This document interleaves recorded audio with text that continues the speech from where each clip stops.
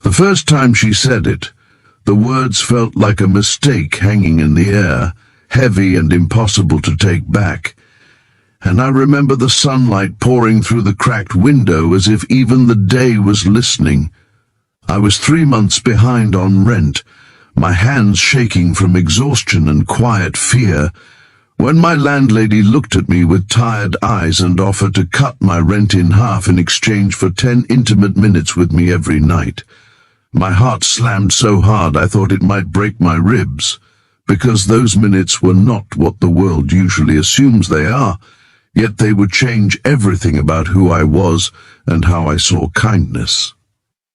Before the story pulls you deeper, if you believe in kindness, second chances, and the quiet miracles that happen between ordinary people, please take a moment to like, comment, share, and subscribe to the channel Touch of Kindness. Your support keeps stories like this alive and reminds the world that compassion still matters. My name is Jonah Merrick, and at 29, I'd already learned how quickly life can unravel in broad daylight. I worked mornings unloading delivery trucks at a small warehouse on the edge of the city, the kind of job that left your muscles sore before noon and your pride bruised by the time you clocked out. When the company downsized, my hours were cut in half, and the savings I thought would protect me vanished under grocery bills and bus passes. By the time I rented a narrow, sunlit room in a quiet neighborhood, I was already running on borrowed time. The house belonged to Althea Crowell, a woman in her early 60s with silver-streaked hair she wore neatly pinned, and a way of watching the world that felt both careful and kind. Her house smelled like lemon polish and old books, and every morning sunlight filled the hallway like a promise neither of us knew how to keep. Althea lived alone, and I later learned she had been a nurse for decades, the kind who believed healing was as much about listening as it was about medicine. At first our interactions were simple and polite. I paid what I could. She nodded, and we both pretended the numbers added up. But daylight has a way of revealing cracks you can't ignore. The afternoon she called me into the living room, dust motes danced in the air like tiny witnesses. She didn't smile, she didn't scold. She simply told me she knew I was struggling, and that the house had once been full of voices she missed. Then she offered the arrangement, explaining with steady calm that the 10 minutes she asked for were moments of presence, conversation, and shared silence. Nothing physical, nothing secretive, just a human connection she could rely on each evening when the sun dipped low. I won't pretend I didn't hesitate.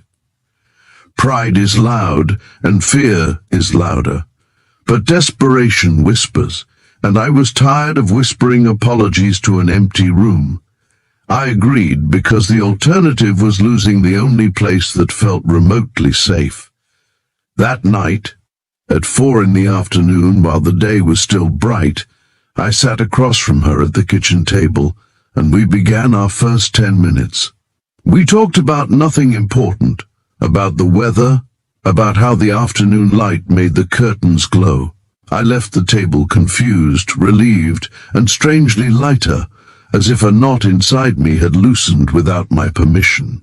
Days turned into weeks, and the routine settled into something gentle. Every evening before sunset, we shared our 10 minutes. Sometimes we spoke about our days. Sometimes we sat in silence, listening to the hum of the refrigerator and the distant sound of children playing outside. Althea never pried, but she noticed everything. She noticed when my shoulders slumped lower than usual, when my hands shook from hunger, when my eyes carried the weight of disappointment. She offered tea, not advice. She offered presence, not judgment. In those moments I began to understand that intimacy can exist without touch, that being truly seen can be more vulnerable than anything physical.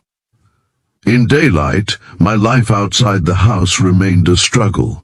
I searched for extra shifts, applied to jobs that never called back, and fought the creeping belief that I was failing at adulthood. But the knowledge that someone expected me, not for money or labor but for honesty, changed how I carried myself. I started waking earlier, keeping my room cleaner, and eating better when I could. Althea noticed these changes too, and one afternoon she told me the house felt warmer lately, as if the walls were remembering what it meant to shelter hope. As weeks passed, the 10 minutes grew deeper. Althea shared stories of her late husband, a man who loved woodworking and left unfinished projects in the garage. She spoke of nights in the hospital where she held the hands of strangers as they took their last breaths, and how those moments taught her the value of simple presence. I shared my fears of becoming invisible, of working hard and still falling behind. In the bright afternoons, our conversations felt suspended in time, as if the world paused to let two people breathe. The arrangement did not erase my problems, but it gave me something steadier than money. It gave me dignity. Knowing that my worth was not measured solely by what I could pay changed how I saw myself.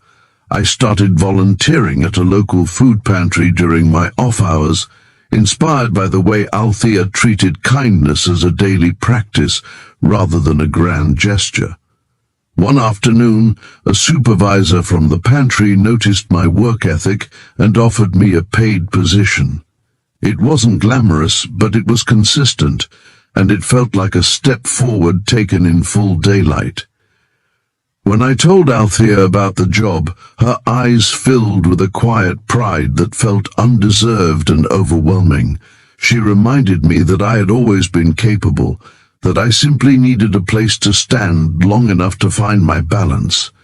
The 10 minutes became a celebration of small victories, of paychecks earned and confidence rebuilt. I began saving. Again, slowly, carefully, as if money were a fragile thing that might disappear if handled too roughly. There came a day when I realized I no longer needed the reduced rent. The thought filled me with gratitude and fear because it meant change, and change always carries loss. I approached Althea one bright afternoon and told her I could pay the full amount starting next month. She listened without interruption, her hands folded neatly, the sun catching the silver in her hair. She smiled then, a smile that held relief and something like sadness, and told me she was proud of me. She also told me that the 10 minutes could continue if I wished, rent aside, because connection should never be transactional. I agreed without hesitation. As my life stabilized, our relationship transformed into something that felt like family. I fixed the loose step on the back porch. She taught me how to cook a proper soup from scratch. We spent afternoons tending the small garden, the daylight stretching long and forgiving. I learned that kindness is not always loud or dramatic. Sometimes it is 10 minutes of attention, offered consistently, that saves a person from slipping through the cracks. Near the end of this story, if it has touched your heart or reminded you of the power of simple human connection, please take a moment to like, comment, share, and subscribe. Your engagement helps spread stories of hope and compassion to those who may need them most. Before the final moments, here is a special request. Please comment below and share what kindness means to you, or a time when someone's small act made a big difference in your life. I eventually moved out, not because I wanted to leave, but because growth often requires new spaces. On my last day, the house was filled with sunlight, every room glowing with memories. Althea hugged me, a brief, warm embrace that felt like a blessing. As I stepped outside, I realized that the 10 intimate minutes had never been about obligation. They had been about witnessing each other's humanity in a world that often rushes past it. I walked away carrying more than stability or success. I carried the understanding that kindness, given freely and received humbly, can change the course of a life, one quiet afternoon at a time.